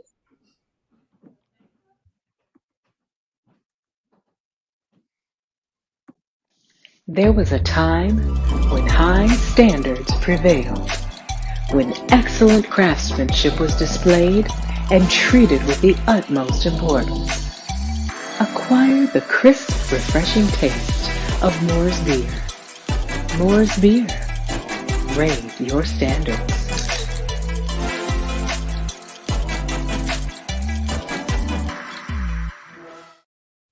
All right, and there is just 2. But going back to what I was saying, and I want everyone to answer me this, how is it harder to win by going to different teams who have a lot of young, great talent than it is to build a team around you in a franchise and win there? How is that easier or harder? Sorry. How are people giving LeBron credit for winning with 3 different teams? I don't think that's an accomplishment. If he went to LA and won it with Lonzo Ball and all those young core type players, I'd respect that. Instead, he had to trade them away and get great players to come play with him in order to win. That's what I don't understand. And Octavius, as much as I agree with you on that, he didn't 100% agree. Cleveland gave him shit around him. So I was not against him leaving. I was against him teaming up with 2 other Hall of Famers to go to one team in order to beat our beloved Derrick Rose and those Chicago Bulls. So, yeah. I mean, he's had some questionable moments in his career. I mean, 20 years is 20 years, and I'm not saying 20 years as a hangers-on. I'm saying 20 years at an elite level. I have to give him credit for that. My thing is this. When you look at, and I'm going to flip sports real quick, Frank. Dark Spectre, I know you know this, chime in. The Buffalo Bills went to 4 straight Super Bowls. 4. Never been done in history. Yeah. Lost all 4 of them. Funny how nobody ever calls the Buffalo Bills one of the greatest teams or dynasties, even though they lost. But because LeBron James went to the finals so many times and lost, now he gets this participation trophy? Yeah, I mean, if you want, he is the greatest participation player of all time. Congratulations. So that's 1. Then I look at number 2, and Frank, I'm going to just tell me to give you your top 3. Give me your top 3 NFL running backs ever. I know where you're going with this one because we always talk about this, but Walter some Payton people may not know. Okay, yeah, Walter Payton is my number 1. Mm-hmm. Jim Brown is my number 2. Okay. And I'd probably go Barry Sanders as my number 3. Hey, no argument, right? Barry Sanders, Walter Payton, Jim Brown. Jim Brown, Walter Payton, Barry Sanders. And go ahead, talk about our beloved Dallas Cowboy guy. So within that realm, nobody's going to fault you for that. No. But you know what nobody ever argues? Why Emmitt Smith is not the number 1 running back of all time, the greatest football player. You know why? Emmitt Smith has 3 rings. Mm-hmm. Emmitt Smith is the all-time leading rusher in up there in other stats as far as, yards per carry, touchdowns, and all that. Nobody considers Emmitt Smith the greatest of all time. LeBron James is the Emmitt Smith of basketball. That's a perfect example. Great like player. It is. Got championships, holds records, but you ain't that guy. You ain't put. I mean, is Emmitt Smith even in your top 5? For me, no. But he's not in my top 5 of running backs either. Because I look at game changers too. That is my biggest thing I look at. And I'm sorry, I don't see freaking LeBron James as a game changer, at least as the elite game changers. All right, we got to get some more comments because I'm getting lit up over here. So. Yeah, let's see what we got. I'm here for it. So Bulls win the bubble. Okay, let me go up a little bit. Bullets, I don't care. LeBron won in Cleveland. All right, you're comparing LeBron in Cleveland at 19 years old to Michael Jordan at 40? Is that what we're comparing? Bullets, you can't even compare that. Yeah, that's not a comparison. Can't even compare. Octavius. Oh, I'm not going to deny that. I'm not going to deny that Cleveland's front office really ousted LeBron the first time that he left. I'm not. So no. Actually, when Dan Gilbert took over and was making those decisions, I don't think he ousted LeBron. I just don't think he knew what he had. Yeah. Because he figured, think about it like this. It was something wrong where he figured I could let this kid leave after the performance he just gave. That was something where I would have been like, hey, man, let me put some more. Hey, come on, who want to come to Cleveland? But you had to make it so that top-tier people wanted to come to Cleveland. Yeah. Remember, right around that time, that's when everything was going on in Miami. Like, all the happening spots was in Miami. All the videos was in Miami. Like, everything had to go to Miami. It just made sense to go to South Beach. Hell, I was down in South Beach a couple of years. Bullets, I think I've answered every single one of your questions. If I didn't answer, put it back up. You've talked so much today. You should just come on. I'm telling you all the time to just come on. Hey, look, go to what Antonio Conchola says. Thank you, Antonio. It's not just about the rings with MJ, by the way. It's also about what he brought to the game, how feared he was in the game, how feared he was in the stats for Bullet. Put up the checkmark stats for Bullets so he can see what we're talking about. It's a great video, Bullets, that I would love for you to watch. Which one are we looking at now? The one with the green check marks. Oh, there we go. Bullets. This is a screenshot from one of the most complete videos, and you know I've done my research, brother. One of the complete videos that I've ever seen in my life that breaks down criteria like you would never imagine. It definitely opens up your eyes to some things that most people would not, the lay person, I would say, would not have thought about when it comes down to this GOAT comparison. I urge anybody to watch this video. I'm going to watch it. And if you, I think I posted the link before on the page. If not, all you got to do is Google Aries Spears. I want to say last year, 2022, 2021, one of those, and look at the Enough is Enough with the GOAT debate. And this is the most complete video that I've ever seen. It even talks about how you break down analytics, and Michael Jordan is just killing LeBron. Statman, how old was LeBron when he took his team to the NBA Finals? Was he 20, not 19? No. Was he 21? Year four. Was he year 4, 22? Okay.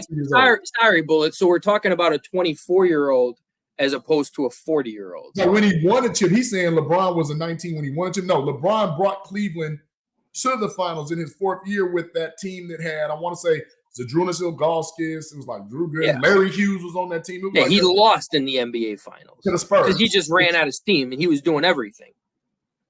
And I would have gave him credit if he would have just tried to rebuild that team and go again. I would say that team probably wouldn't have made it back. That was just like the perfect storm. Ooh, I don't think that team. No. So again, Bullets, that's why you need to watch this video, because you got to watch that full video. We'll send you the link. It shows what Wilt did, what Kareem did, what Bill Russell did. And if you put all those combined together. Amen, Jeremy. Amen, bud.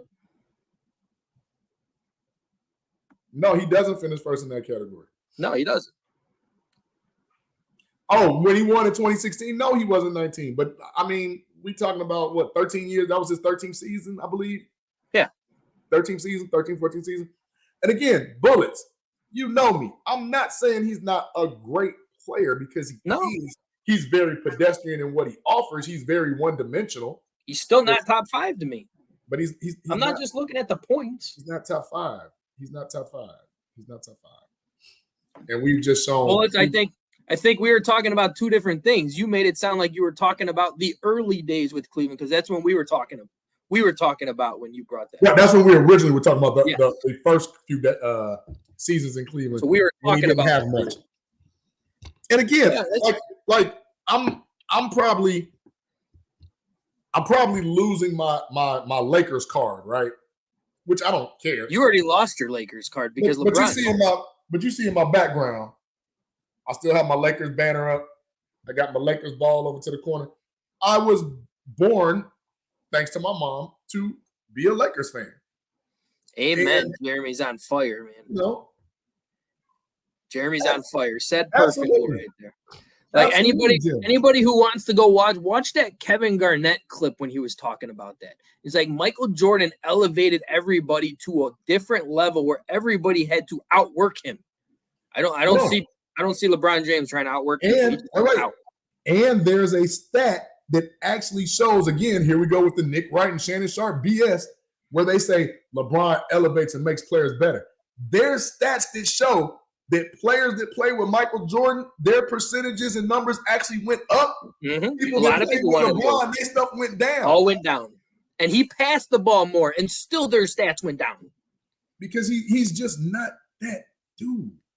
He's not. Respect him. He's great. He's great. Not. But and it's okay, because guess what?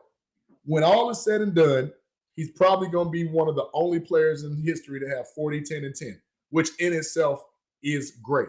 He's had the favor and blessing from the Almighty above of good health. Good health. He didn't deteriorate and come off of an Achilles like a Kobe did.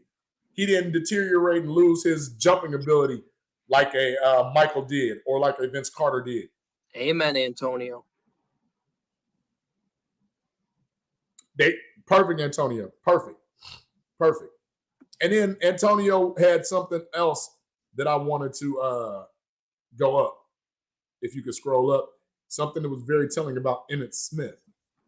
And he has stated that even Emmitt Smith says he does, yeah. He does. You know, and it's okay to give people their flowers, of which we will give LeBron his flowers. It's just we wish Walter could have had as long as a career as Emmitt Smith did. Longevity. Again, put things in perspectives, guys. If you have the 13 years that Michael played for the Bulls, plus the 2 he played for the Lakers, he still doesn't have 7 chips, though, and he never will have 7 chips. So we can't justify that. If he passed Jordan in chips, I still wouldn't give him the credit. Now, wait a minute. LeBron could have 7 chips, and MJ fans would still be delusional. I don't know about the delusion. I think we should watch the video on the phone together, Bullets. I'll talk to you later about that. But here's something else to know. Did you know? How long is that video? It's only 30 minutes. Oh, did you know that Michael Jordan is 11-0 in championships in his career? He's 6-0 in the finals, 2-0 in FIBA, 2-0 in the Olympics, and 1-0 in college. When he gets to the big dance, he doesn't lose. You don't lose. When he get there, you might as well book it. Safest bet in America. If he get there, he winning. He ain't losing. You can't say that about a lot of players. Bullets, I want to say this because I know you're a Kareem fan, but in your opinion, love Kareem. I have him over LeBron. But wait, when did he ever pass Magic? I'm confused. Magic went 9 times and won 5. The greatest point guard that we've ever seen. Statistically, John Stockton has the record for assists, but nobody says John Stockton's better than Magic Johnson. Not for real. So we knock John Stockton's longevity statistics in favor for Magic, but we're not going to knock LeBron. It seems like every time LeBron, he gets this get out of jail free card, which pisses me off because it's like, don't say anything to hurt his feelings. Hey, man. Ooh, I almost cussed. Forget dude's feelings, man. Yeah. Jeremy, I have not seen that. Have you seen that? I have not, but I'll be interested. I haven't seen this one either. I'd be interested in knowing where that comes from because But still, right, should we try to flip sports here? We went an hour and a half and we haven't talked one football. We started off with football. Yeah, it's 10 minutes, I guess, until Montell got it. I guess that's true. I'll tell you. I guess there really isn't that much to talk about football, though. Globalization. But this was needed. See, I wanted somebody else to come on because I thought Montell was going to do it. Yeah, I wanted somebody else to come on because I got so much more heat as to why LeBron is nowhere near the goal. I want Nick Wrong to come on here so I can castrate his little punk ass. There's a reason why he's right with a W. Hey, the only thing Shannon Sharp good for is punking John Moran. Why do you think John Moran running around with all them guns now? He's scared of Shannon Sharp running up on him. That's it. He afraid that big dude gonna run up on him, put his hands on him. All you gotta do is hit him in the mouth, John. Just hit him in the mouth. He'll fold. Gotta pull out a gun. He don't want to lose his veneers. He'll fold. He'll fold like a cheap lawn chair. I'd love to get Nick Wright and Stephen A on here.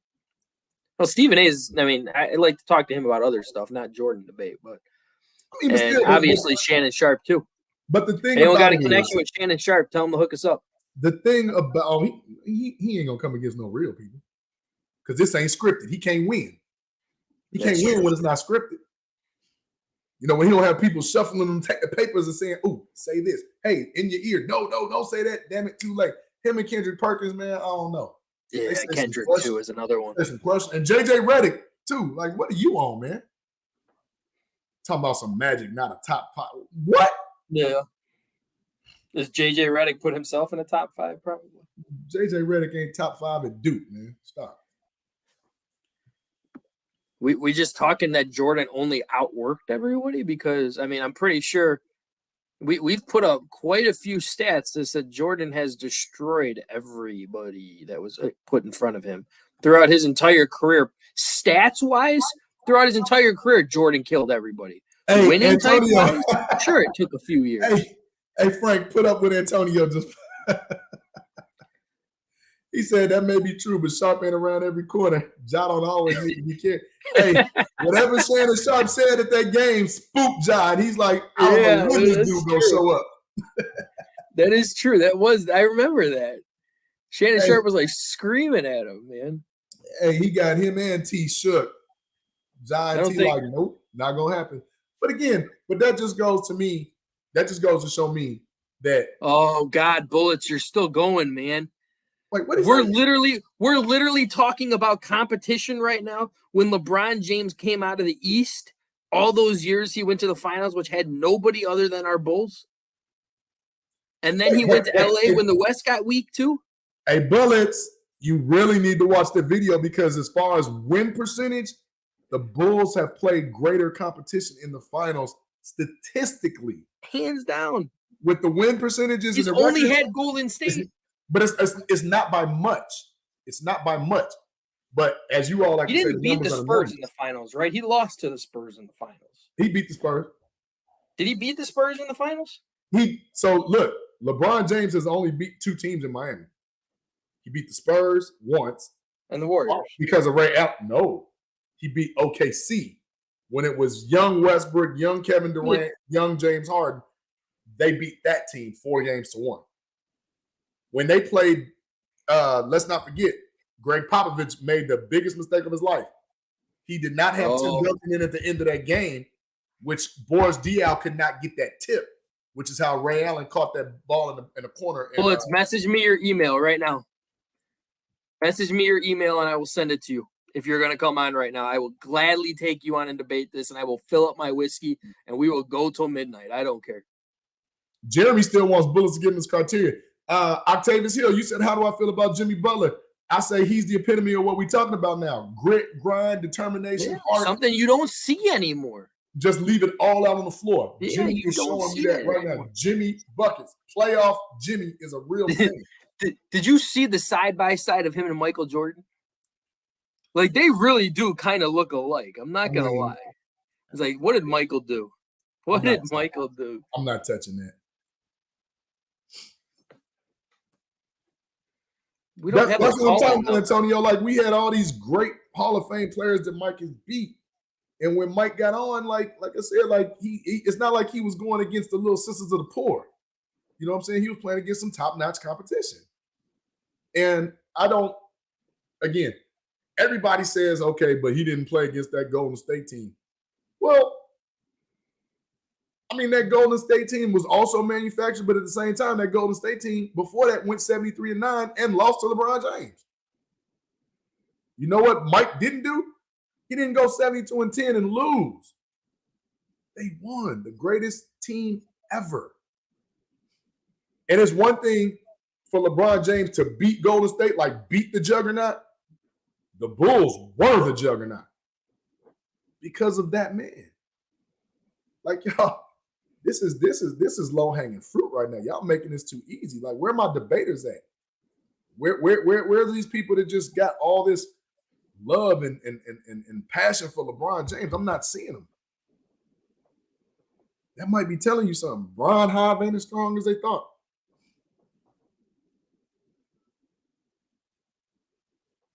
Nope. Bullets. And the finals, Antonio, he sure doesn't. Send me a message. Send me a private message, Bullets. Yeah. Okay. Hey, Bullets, listen to what you just said. When in the 80s, first of all, he didn't come till 84, right? He's a rookie. One rookie of the year. 28 points a game, like 6 assists. No, 6 rebounds, 5 assists, something like that. Played his tail off. Rookie, all-star. Same year. One of the very few people to do that. Next year, he breaks his foot.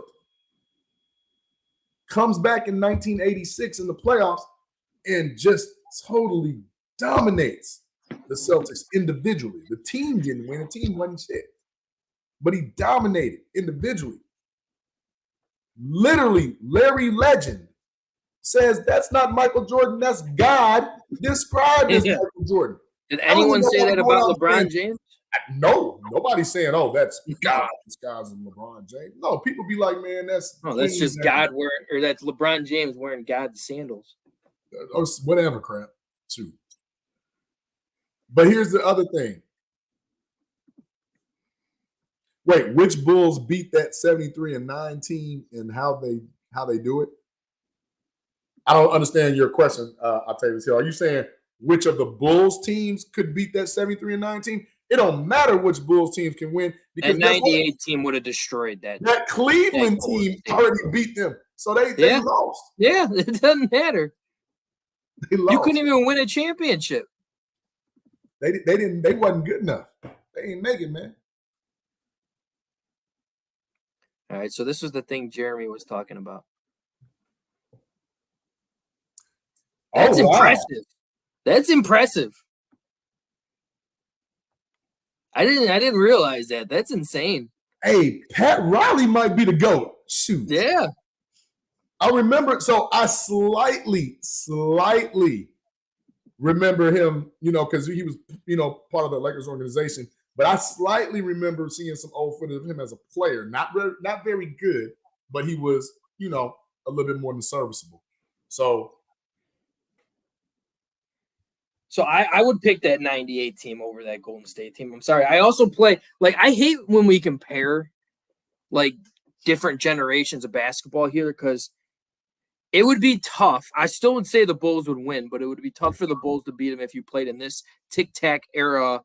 As Shaquille O'Neal said it perfectly, this cupcake era where you can't touch people. But Golden State coming to the 98 Bulls decade and playing under those rules, they'd get swept. Well, here's the thing, Frank. They'd get swept. I honestly don't think that Golden State has a chance in this era either. Because I said it'd be closer. I still would put the Bulls, but I would say it'd be closer because the Bulls had the best offensive team and the best defensive team. People don't realize the best perimeter defensive team. Yes, people don't realize that. Golden State had a great offense. They had no defense.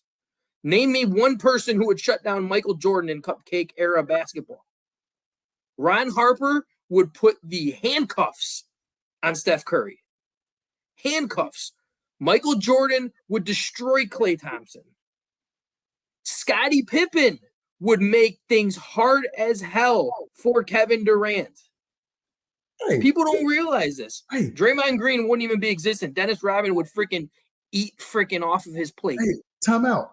We can go back to the Kevin Durant thing right now because I just saw somebody in Denver give Kevin Durant all he wanted on the defensive end. And that was Michael Porter Jr. And he's not even a defensive player like that. So we ain't gonna even no. Hey. And then, what we come out with next? We come out with Steve Kerr, Tony Kukoc. Like we come off with just we got good role players. And who does Golden State have coming off the bench? Iguodala? Yeah. Who won a playoff MVP? I don't know freaking how that, or finals MVP. I don't know how the hell that happened. Who is Miss Bitch? I like you, Miss Bitch. Keep going. Wait, who is that? They going off. I don't know. That is a new one to the podcast, I believe. Miss Bitch. It is, welcome. Yes. How you doing? Okay, let me scroll back up. 1, 2. Okay. Yeah, she's going. She's going. They told me to take off the hat and show the Damn, I don't know. The last time we had a great show where to literally talk basketball the whole show. Probably Kendall Gill. Miss Bitch. I mean, yeah, those are hard-nosed defenders. Don't get me wrong, but it's still a cupcake era where you can't touch people. And that's another thing I'm going to get. Like, everybody's going to compare Michael to LeBron and say, it's like, if you put LeBron James into the rules of that 90s era, 18-8 would be his statistics. You put Michael in this era, he's averaging 40 points a game, people. Easy. 40 points a game, and you cannot stop him. Because all he would have to do is fade away that prime, perfect Kobe Bryant, who took Michael Jordan's thing with that fadeaway shot. Nobody can stop him because you can't touch him. He was making those shots getting punched in the throat. So I don't want to hear any of that crap. It is so, like, I was looking at something yesterday. It was yesterday. Jaylen Brown had went up like this, and on his extension up, he clipped Bam Adebayo's chin. Yeah, I saw that. They went to the monitor to see if it was a flagrant foul. First of all, that's cupcake. No call. That shouldn't have been cupcake. You're getting me heated on that one because I'm gonna change it to a different sport here, people. My beloved hockey, right there. If you get hit in the face with a hockey stick, it's a 2-minute penalty. If you're bleeding, it's a 4-minute or it's a 5-minute penalty. But if you get hit with a hockey stick in a shooting motion, it's not a penalty. It's not. Doesn't matter if you take it in the face, you lose your chiclets. If you get hit in the mouth with somebody's stick on a shooting motion, it is not a penalty. If you go up to shoot a freaking ball and that guy is so close to you and catches his elbow, it should not be a foul. It shouldn't be. It shouldn't be. That's cupcake era. Very much so. And here's the thing. It's not going to get any better. It's not going to get any better. No, it's not. But I will say this. I will say this, and I pray to God that it actually happens. There is now talks that fines and suspensions are going to start coming back for flopping. And all I got to say is I hope to God that happens because he watched this playoff series, not just this series, this whole playoff and how many flops there were in this playoffs, and he immediately addressed that and says, we got to start doing something about it because it's ridiculous. Absolutely ridiculous. I don't want to see it at all. Like, my thing is, what's the point of it? Like, you hit somebody like this and they go flying. Yeah. I wanted to pop up a video of all the flopping that was going on for Montell. There's a whole video of just LeBron's flops. I actually found one that was only 2 minutes long. I was going to actually get that on here, but there is another one that's like 30 minutes long, people. No, the 2 minute long would be enough. This is the same guy who looked directly into a camera and said, I need to learn how to flop. the biggest flopper in the NBA, I need to learn how to flop. And that's the guy we're calling the GOAT. Yeah. Some people. A small, what is it? I think it's now up to 22% of NBA fans are calling LeBron James a GOAT. And, yeah. So I'll say this here. I get what you're saying with that, brother, but at the same time, I do too. The league is to blame. I'm not necessarily blaming. It's not just the players. As a former player, like I blame the player because, like, I'm not gonna do that. It's sad to watch. But the league needed to clamp down that a long time ago. Like I can take you back even before LeBron James. Vlade Divac was doing that. Oh, he started it. Like he started the flop for sure. Like why? That guy had so much talent too, and he just took off with the flop. I just know. Yeah, Miss Bitch calling you out on that one too. She's like, JB, you got a YouTube channel? This is kind of like our YouTube channel. This is our YouTube. Okay, what's wrong? Hold on, brothers. What's wrong with Walter Davis? You don't like Walter Davis? I thought you're a historian. I thought you would love Walter Davis, Julius Erving, like that type of aerial. There's nothing wrong about it. Like, nobody. I don't think Frank. Bullets. I don't think any word out of my mouth said that MJ created that shot. I don't think I've ever said that. That's like saying his like behind the basket type thing he didn't take from Dr. J. You always take things from the people that play before you. No, like first of all, hold on, Bullets. Walter Davis was a problem, and you know, yeah, he was. Walter Davis was a problem, man. So, like, let's give credit where credit's due. And you already know we love Wilt. Like, and that was just me saying, Bullets, that Kobe took a lot from Michael. Just like in your case, Michael took a lot from Walter Davis. Everybody takes from the people that they grow up watching. That's how it is. LeBron James learned how to flop because his favorite player was Vlade Divac. And Michael, let me say this. Michael did take and borrow and enhance, you know what I'm saying, some of those moves. The thing that when you watch Michael, like you hear this elegance, you see this elegance of gameplay. When you watch LeBron play, it's not aesthetically beautiful at all. It's like a bull in a china shop. Just that's all it is. And it's the facts. It's just the facts.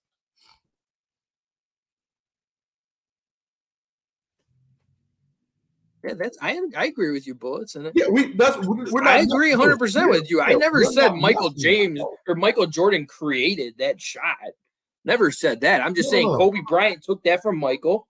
Just like Michael took it from the people before him. Absolutely. People before him took it. That's just how it is. And you just Miss Bench, man. Is this one of your peers? I honestly don't know. Yeah. Let's get a YouTube channel. This is our YouTube channel. Oh, we did. And you are watching it on YouTube, Miss Bitch. I feel bad calling you Miss Bitch. That just sounds so mean. Miss B-I-H? Is that? No, that doesn't sound any better. Miss B? I don't know. Miss B. Can I get that? Miss B. Miss B.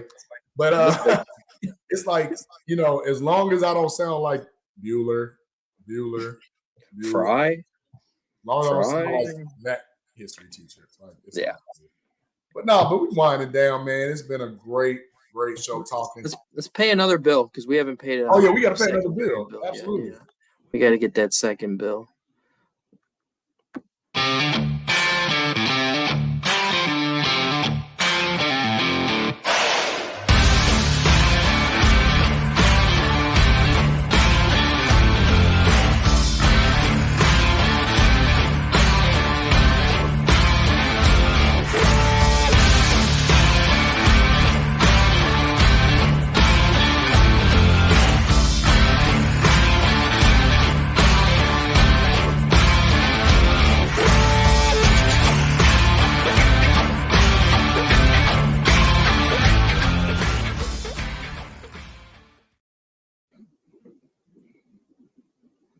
Check it out, guys. Check out In the Zone right there. We got our own nice little clothing line here.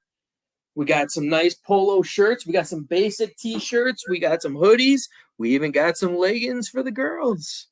Bruh. Thank God Sal's not on to hear that. Brooke knows what we're talking about if she's still on.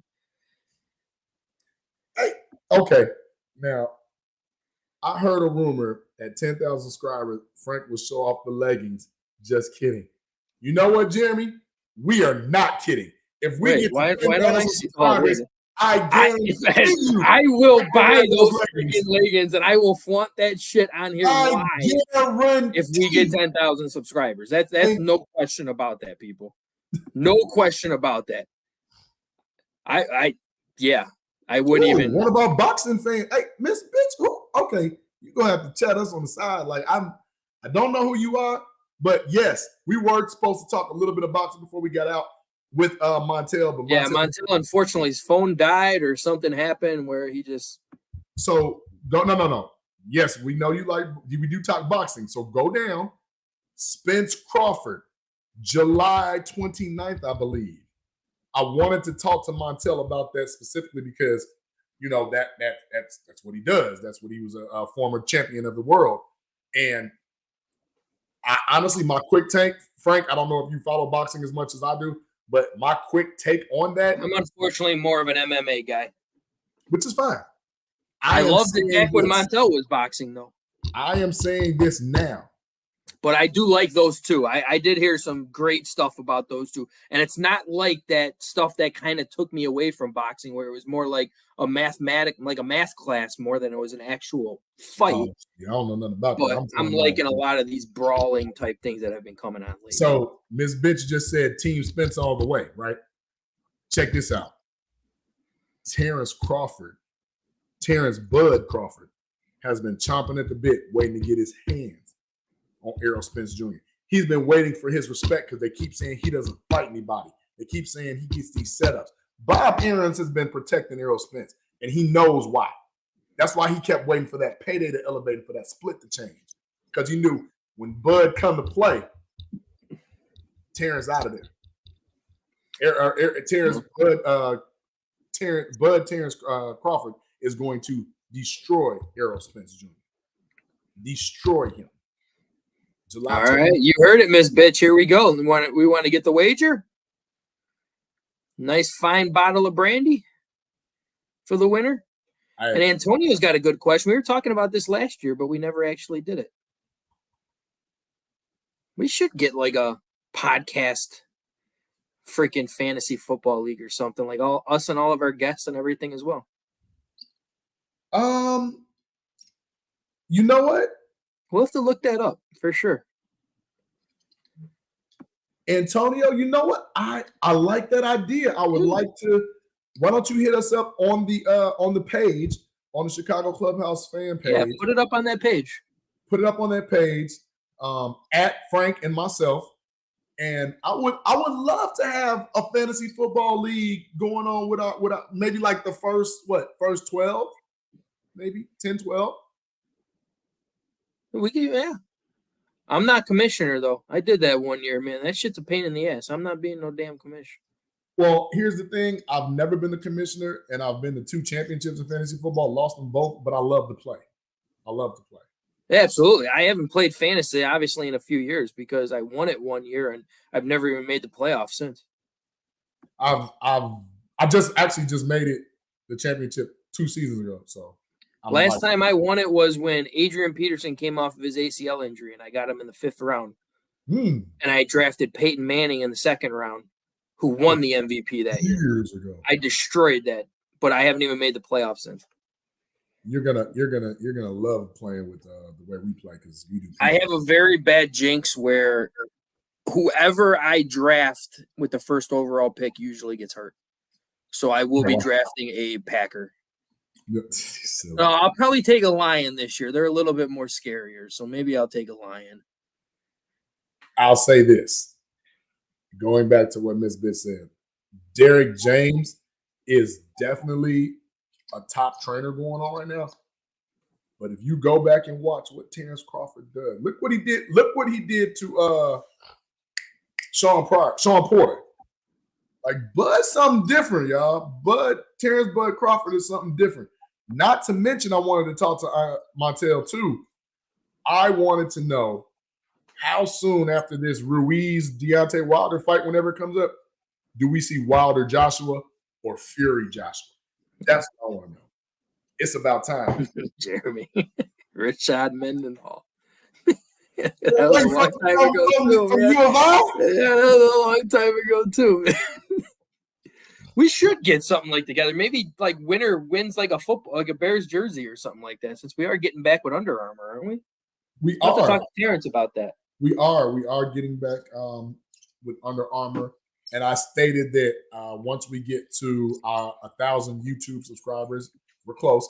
That I was going to the 1,000th subscriber, I was going to mail them my In the Zone personal shirt. So I remember you talking about that. So we can get that flowing. Yes. Definitely want to get that flowing. And one of the things that I want you guys to know is, we appreciate each and every single one of you.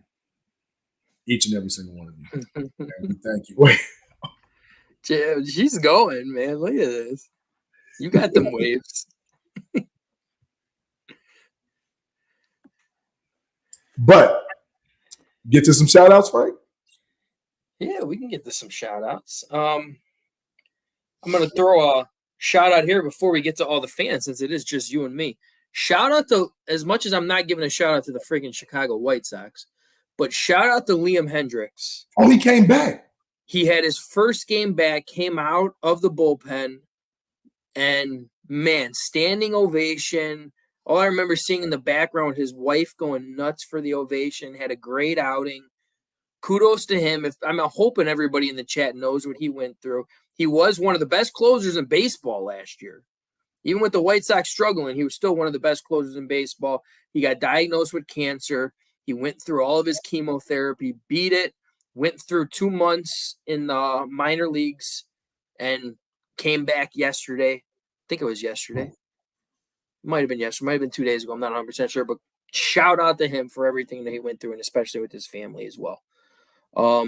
Shout out to the chat. Damn, dude. I wish Montell would have stayed on longer. This chat was lit the entire time. I'm hoping his phone died and he just couldn't take he just couldn't take the heat anymore, because man, he was. Well, it seemed like he was in a bad area because he kept going up. It kept going on and off. Yeah. Yeah. All right. Shout out to everyone in the chat from Bullets. Hey, you may speak some crazy ass bullshit about your boy LeBron James, but love you to death, man. Jeremy, hands off. Love having you. Always love having you on. Dark Specta, Octavius chimed in a lot today. Jeanette, right from the get-go. Scott, you kind of were in the beginning and then you came back in the end. I'm not too sure. Brooke was on early. Love having her on. Miss Amber Dawn, if people don't know her, that is the Paul Edinger family right there. Loved having you back. Haven't had you on in a while. Hope the kids are still doing well in baseball, because I know that's why they had a hard time making these shows, because the baseball games went on this late. Shout out to Miss Bitch. Welcome. Come on more often. This is how much fun it is all the time, man.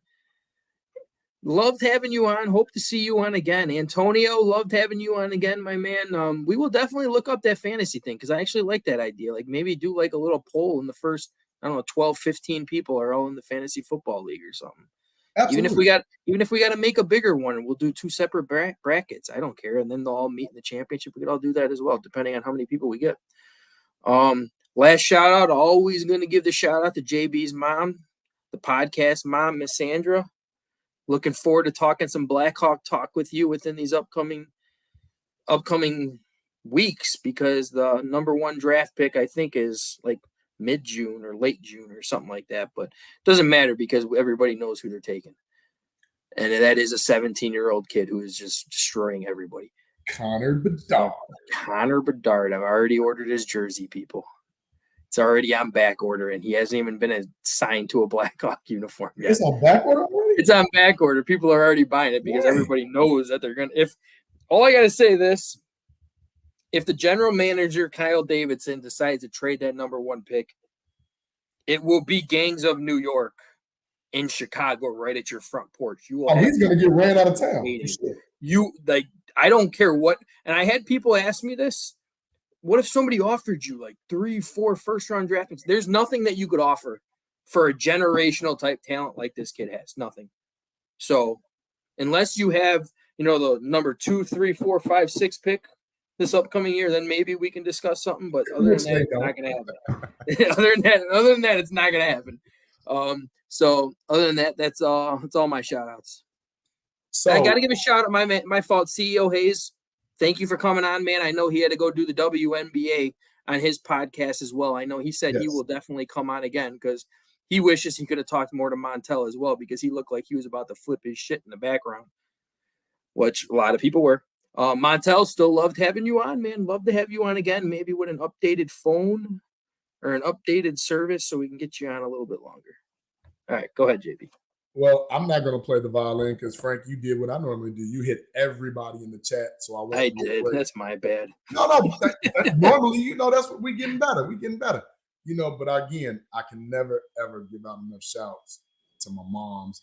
Thank you for coming on. If we don't have but one guest, we know that my mom is tuning in and watching a real P1. So shout out to my mom's lifelong friend, Dar Spector. Thank you for chiming in again. Scott, Jeremy, Antonio, Bullets, like same crew. Love to have you guys. It's a joy just talking with you all. Miss Bitch, thank you. I don't know who you are, but thank you. And came with some good stuff. Loved it. Anita, thank you. Thank you for chiming in. You know who I'm not going to give a shout out? I'm not giving a shout out to Vic or this damn jersey because it wouldn't burn. Like I just wanted it to burn and it wouldn't. Maybe a flamethrower. If you just rent a flamethrower or something like that and you just shoot that shit on it. Burn. He's no goat. Burn it. Burn it down. I mean, if anything, burn it down. I mean, if anything, and I don't want to cut to the end of your shout outs here, but if anything, we could always, if we're putting it on a goat, LeBron James could get put on. You got to decide whether you're a wolf or a sheep. Yeah, LeBron James goes on a sheep. Clearly he's a sheep. Bullshit. Shout out to Moore's Beer. Shout out to Moore's Beer and The Zone, Huey, Under Armour. And I think that's it. That does sound like it's about it. This has been a Chicago Clubhouse Network production.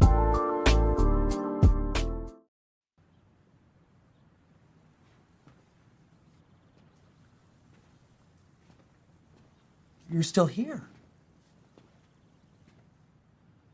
It's over. Go home.